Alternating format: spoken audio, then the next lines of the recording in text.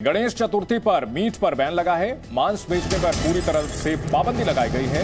नगर निगम ने ये रोक लगाई है। इस मामले पर असदुद्दीन ओवैसी ने ऐतराज जताया और आरोप लगाया कि गरीबों का हक मारने की कोशिश है। इससे पहले जब सावन में यूपी में मीट पर बैन लगाया गया था, इस पर भी ओवैसी ने ऐतराज किया था। और अब जब गणेश चतुर्थी को लेकर बेंगलुरु नगर निगम ने मीट बेचने पर रोक लगाई है, तो असदुद्दीन ओवैसी ने गरीबों का हक मारने की कोशिश इसे करार दिया है। बेंगलुरु में जो कर्नाटक की सरकार ने ऑर्डर पास किया, वो संविधान के आर्टिकल 14, 19 और 21 के सरासर खिलाफ है। भाई, मेरा right to occupation, right to livelihood, right to life और प्राइवेसी।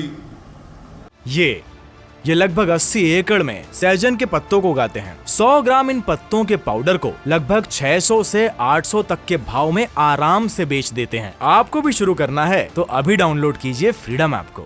सुप्रीम कोर्ट ने तो यही कहा था ना कि मैं क्या खाऊंगा, क्या नहीं खाऊंगा, क्या पहनूंगा, वो आपका इख्तियार ही नहीं है। वो तो भाजपा की सरकार कर्नाटका में सुप्रीम कोर्ट के जजमेंट के खिलाफ ये फैसला ले रही है। संविधान के आर्टिकल 14, 19 और 21 के खिलाफ उन्होंने ये फैसला लिया और कर्नाटका में 80% लोग गोश्त खाते हैं।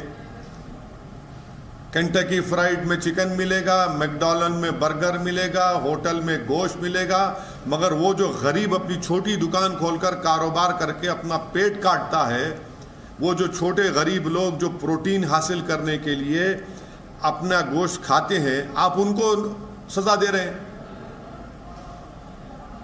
ये दौलतमंदों की सरकार है ये, और आप तो संविधान के खिलाफ हैं। 80% लोग गोश्त खाते हैं और सब जानते हैं कि नहीं, वो एक बेहतरीन न्यूट्रिएंट है गोश्त। चिकन की दुकान बंद रहेगी, गोश्त की दुकान बंद रहेगी, क्या है ये?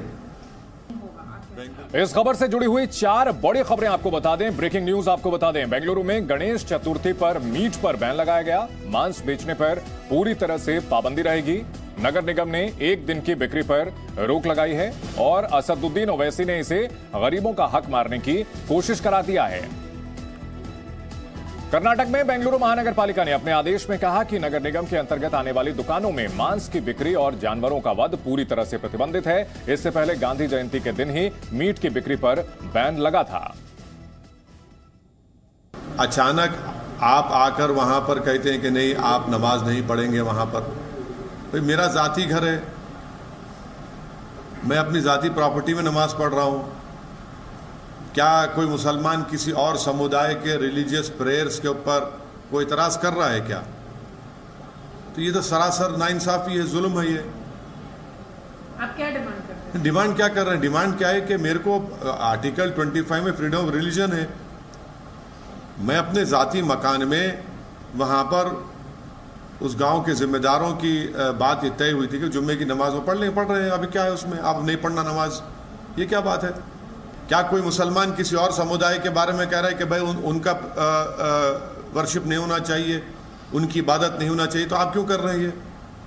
आखिर अब अगर मैं घर में नमाज नहीं पढ़ूंगा तो कहाँ पढ़ूंगा? रोड पे पढ़े तो आप बोलते रोड पे नहीं पढ़ सकते, जबकि सुप्रीम कोर्ट ने कह दिया कि भाई नमाज आप कहीं भी पढ़ सकते।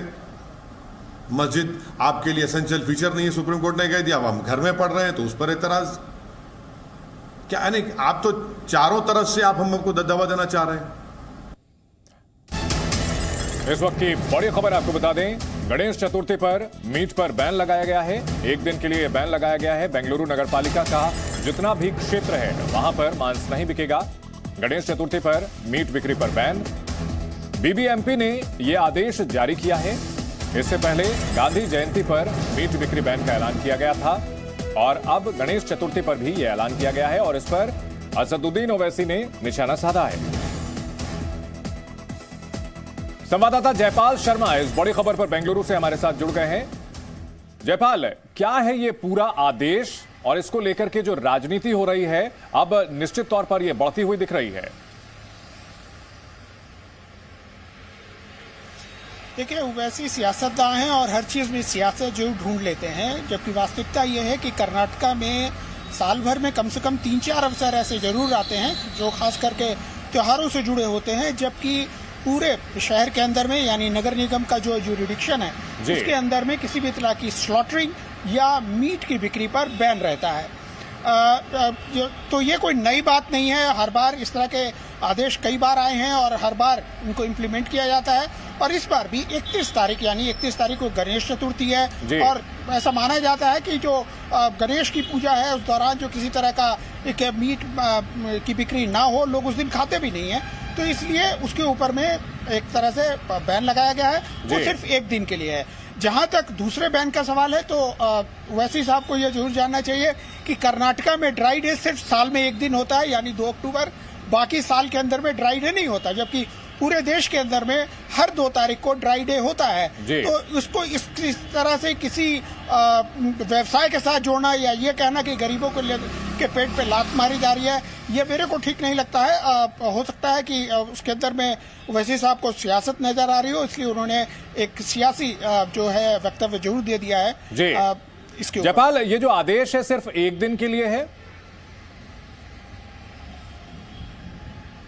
जी बिल्कुल, ये सिर्फ एक दिन के लिए है। 31 तारीख को गणेश चतुर्थी है और उस दिन जो है नगर निगम ने पूरे नगर निगम क्षेत्र के अंदर में किसी भी तरह की स्लॉटरिंग या मीट की बिक्री के ऊपर में बैन लगाया है, यानी उस दिन बिक्री नहीं होगी। अमूमन गणेश चतुर्थी के दिन जो है बहुत बड़ा त्योहार माना जाता है। महाराष्ट्र के बाद सबसे ज्यादा गणेश उत्सव जो है वो कर्नाटका में ही मनाए जाते हैं। तो उस दिन वैसे भी लोग जो है मीट मांस से अपने से परहेज रखते हैं और एक तरह से जिस तरह का माहौल है, जिस तरह का अवसर है धार्मिक, तो उसको ध्यान में रखते हुए नगर निगम की ओर से ये आदेश पारित। बहुत शुक्रिया जयपाल इस पूरी जानकारी के लिए। ये लगभग 80 एकड़ में सहजन के पत्तों को उगाते हैं। 100 ग्राम इन पत्तों के पाउडर को लगभग 600 से 800 तक के भाव में आराम से बेच देते हैं। आपको भी शुरू करना है तो अभी डाउनलोड कीजिए फ्रीडम ऐप को।